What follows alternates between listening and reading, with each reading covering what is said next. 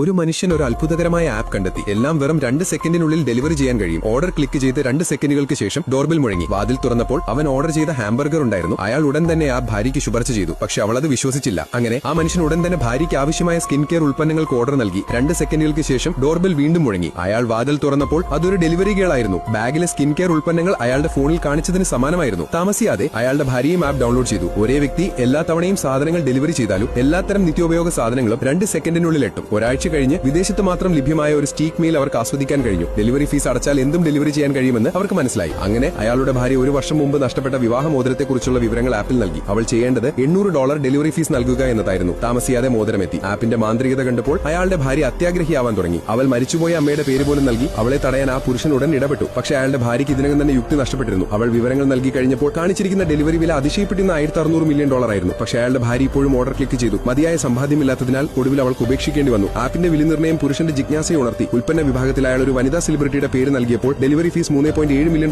ആണെന്ന് കണ്ടെത്തി. ഒരു വ്യക്തിയെ ഡെലിവറി ചെയ്യുന്നതിന് ആ തുക ആ വ്യക്തിയുടെ ആജീവനാന്ത വരുമാനമാണെന്നും അയാൾ മനസ്സിലാക്കി. ഇത് പരീക്ഷിക്കുന്നതിനായി ഒരു സിനിമ ആരംഭിക്കാൻ പോകുമ്പോൾ അയാൾ തന്റെ ഭാര്യയുടെ വിവരങ്ങൾ ആപ്പിൽ നൽകി. എന്നാൽ ഇത്തവണ ഡെലിവറി ഫീസ് $800 മാത്രമായിരുന്നു. 2 സെക്കൻഡുകൾക്ക് ശേഷം അയാളുടെ ഭാര്യയെ ഡെലിവറി ചെയ്തു. അപ്പോഴാണ് ഇരുവരും മനസ്സിലാക്കിയത് ഒരു ഭർത്താവും ഭാര്യയും പരസ്പരം ഓർഡർ ചെയ്താൽ അടിസ്ഥാന ഡെലിവറി ഫീസ് മാത്രമേ നൽകേണ്ടതുള്ളൂ എന്ന്. അവർ യാത്രകൾ പോകുമ്പോഴും അവർ വൺ വേ ടിക്കറ്റുകൾ മാത്രമേ വാങ്ങിയിരുന്നുള്ളൂ. ഒരാൾ ആദ്യം എത്തുകയും പിന്നീട് ആപ്പ് ഉപയോഗിച്ച് മറ്റേയാളുടെ ഡെലിവറി ഓർഡർ ചെയ്യുകയും ചെയ്യുമായിരുന്നു. എന്നാൽ അവരുടെ വിവാഹ വാർഷികത്തിൽ ആ പുരുഷൻ വീട്ടിൽ ഭക്ഷണം തയ്യാറാക്കി വെച്ചിരുന്നു. അതേസമയം ഭാര്യ ഒരു ഫ്രഞ്ച് റെസ്റ്റോറന്റിൽ പോയി പരസ്പരം അരികിലേക്ക് വിളിക്കാൻ ആഗ്രഹിച്ചു. ഇരുവരും ഒരേ സമയം മറ്റുള്ളവരുടെ വിവരങ്ങൾ ആപ്പിൽ നൽകി. അവരെ അത് അത്ഭുതപ്പെടുത്തി. ഇത്തവണ അവരെ ഒരു വിചിത്രമായ സ്ഥലത്തേക്ക് ടെലിപ്പോർട്ട് ചെയ്തു.